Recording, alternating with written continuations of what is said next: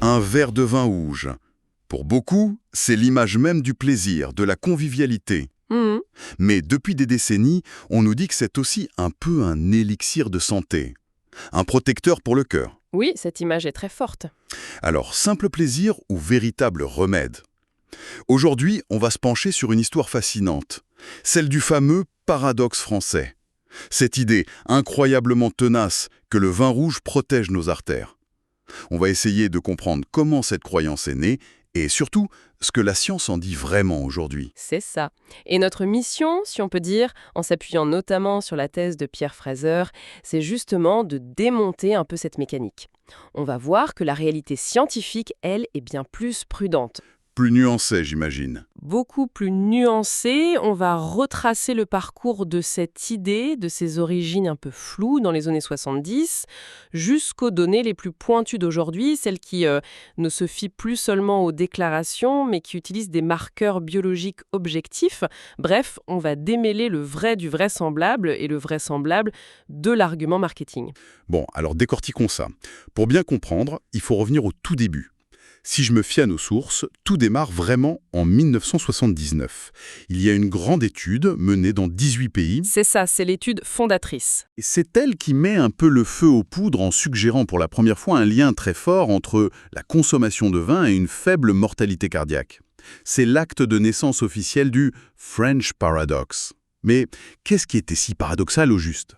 Le paradoxe, c'était une observation qui allait à l'encontre de toute la logique médicale de l'époque. Il faut imaginer la scène. D'un côté, vous avez la France, avec une alimentation, disons, riche en graisses saturées. Ah oui, le fromage, le beurre, le foie gras. Exactement, la charcuterie. Bref, tout ce qui était alors considéré comme l'ennemi public numéro 1 pour les artères. Et pourtant, de l'autre côté, on observe que les Français ont une incidence de maladies coronariennes bien plus faible que d'autres pays industrialisés, comme les États-Unis ou le Royaume-Uni, qui faisaient pourtant plus attention. C'était complètement contre-intuitif. Totalement. Et les chercheurs ont donc cherché un facteur X, un élément qui pouvait expliquer cette exception française. Et l'hypothèse qui s'est vite imposée, c'est la consommation quasi quotidienne de vin rouge. D'accord. De l'ordre de 20 à 30 grammes d'alcool par jour. Et très vite, la science a cru identifier le coupable idéal. Une molécule qui s'appelle le resveratrol. Le fameux resveratrol. Le fameux, un puissant antioxydant qu'on trouve en grande quantité dans la peau du raisin. Dans les années 90, la promesse est même devenue chiffrée. Et c'est ça qui a marqué les esprits. On parlait d'une réduction du risque de 40%. 40%, c'est énorme. C'est le genre de chiffre qui ne passe pas inaperçu. Mais attends, ça ne peut pas être aussi simple, cette histoire de boire du vin égale protéger son cœur.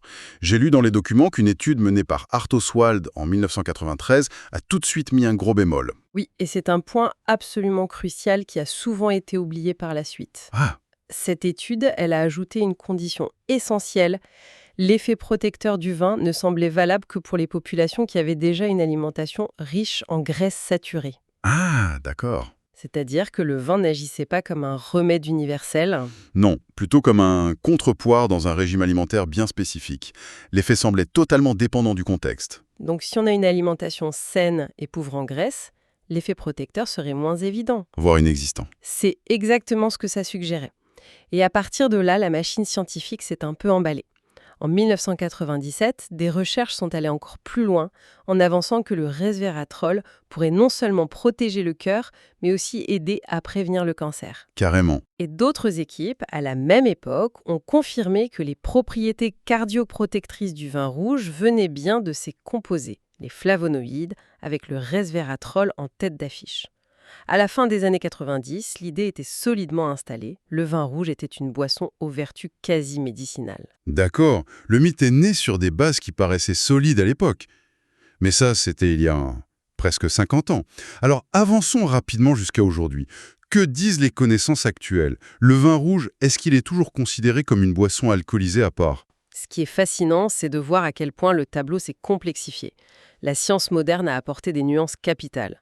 La première, et la plus importante, c'est qu'il faut absolument différencier le risque cardiovasculaire de la mortalité toutes causes confondues. C'est-à-dire? En gros, ce n'est pas parce qu'une substance protège d'une maladie spécifique qu'elle est bonne pour la santé en général.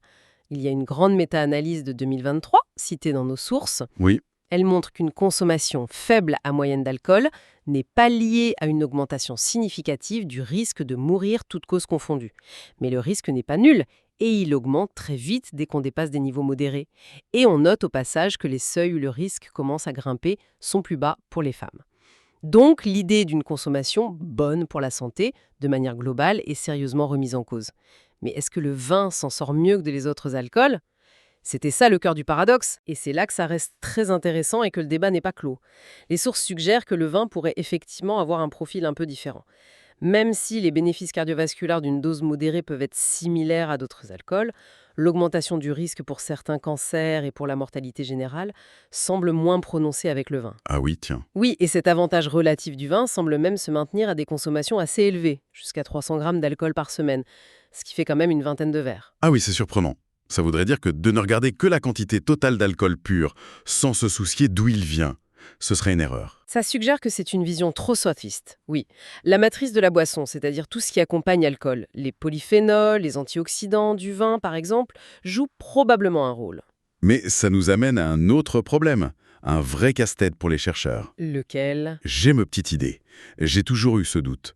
Les gens qui boivent un bon verre de Bordeaux le soir à table, ce ne sont peut-être pas les mêmes que ceux qui boivent de la bière ou des spiritueux en grande quantité. Est-ce que ce n'est pas juste une question de style de vie ? Vous mettez le doigt sur le problème central, les fameux facteurs de confusion. Il est très difficile de séparer l'effet du produit de l'effet du consommateur. Les études montrent que les buveurs de vin modérés ont en moyenne un statut socio-économique plus élevé, une meilleure alimentation, ils fument moins, ils font plus de sport. Le vin fait partie d'un ensemble en fait. Voilà. Est-ce que le bénéfice vient vraiment du vin ou est-ce qu'il vient de tout le reste ? Le vin ne serait donc que la partie émergée de l'iceberg d'un mode de vie sain. C'est une excellente image. D'ailleurs, il y a un chiffre dans nos sources qui est absolument spectaculaire. Une consommation modérée d'alcool, on parle d'un verre par jour pour les femmes, 1 à 2 pour les hommes, mais intégré à un mode de vie globalement sain, C'est-à-dire ? c'est-à-dire pas de tabac, du sport, une alimentation riche en végétaux, un poids normal, eh bien cette combinaison est associée à une diminution de 80% du risque d'infarctus du myocarde. 80%, c'est gigantesque. Donc le vin, c'est potentiellement la cerise sur le gâteau, mais ce n'est clairement pas le gâteau lui-même. C'est une pièce du régime méditerranéen, mais pas l'ingrédient magique qui sauve tout le reste. Exactement. Il n'y a pas d'ingrédient magique. Mais attendez, toutes ces études reposent sur des questionnaires, non ? Franchement, qui avoue vraiment sa consommation d'alcool exacte à un chercheur ? Ça me semble être une faille énorme. C'est un biais énorme, vous avez raison, et ça a longtemps été le talon d'Achille de ces recherches. On sait que les gens ont tendance à systématiquement sous-déclarer. Mais la science a trouvé une parade très astucieuse pour contourner ça. Trouver un marqueur biologique objectif. Une sorte de mouchard chimique. Un mouchard qui ne ment pas. Voilà. Et on a trouvé ce mouchard pour le vin. Ah bon ? Et c'est quoi ? Il s'agit de l'acide tartarique. C'est une molécule qui est présente en très grande quantité dans le raisin et donc dans le vin, mais qui est quasiment absente de la plupart des autres fruits et légumes. D'accord, je vois. Du coup, en mesurant le taux d'acide tartrique dans l'urine d'une personne, on peut avoir une idée très fiable de sa consommation réelle de vin. C'est bien plus précis. C'est génial, c'est une preuve par la chimie, hein. On ne peut plus tricher. Et alors, qu'est-ce que ce mouchard nous a appris ? Il a confirmé ou détruit le mythe ? Il a surtout permis de confirmer, avec une preuve bien plus robuste, une observation très célèbre, la fameuse courbe en forme de J. La courbe en J, expliquez-nous. C'est une courbe qui met en relation la quantité de vin consommé et le risque de maladie cardiovasculaire. Imaginez la lettre J. Tout à gauche, vous avez les non-buveurs. Ils ont un certain niveau de risque. Ensuite, la courbe descend, c'est le creux du J. Ce sont les buveurs légers à modérés, entre 1 et 8 verres par semaine, qui ont un risque inférieur à celui des non-buveurs. Donc, en gros, 0 n'est pas l'idéal pour le risque cardiovasculaire. Un peu, c'est mieux que 0. C'est exactement ça, pour ce risque précis. Mais la courbe ne reste pas en bas. Après ce creux, elle remonte très vite. Les gros buveurs, au-delà de 10 verres par semaine, voient leur risque devenir supérieur à celui des abstinents. D'accord. Bien associé à une réduction du risque cardiovasculaire. Ça confirme des décennies d'études, mais cette fois la base est biologique. C'est beaucoup plus clair. D'un côté, on a donc une science qui devient de plus en plus précise, qui parle de doses, de contexte, de courbes en J, c'est complexe. Et de l'autre, dans l'imaginaire collectif, on a cette idée hyper simple, le vin rouge, c'est bon pour le cœur. Comment cet écart immense s'est-il créé? Si on relie cela à une vision d'ensemble, l'analyse de Pierre Fraser dans sa thèse est vraiment éclairante sur ce point. Il décrit la construction de ce mythe comme une histoire qui s'est déroulée à 3 vitesses différentes. 3 vitesses. D'accord. Allons-y. La première, c'est la vitesse de la science. Elle est lente, prudente, méticuleuse. Elle fonctionne par accumulation de preuves, par contradiction. Elle ajoute des couches de complexité, les facteurs de confusion, les conditions spécifiques, les courbes en J.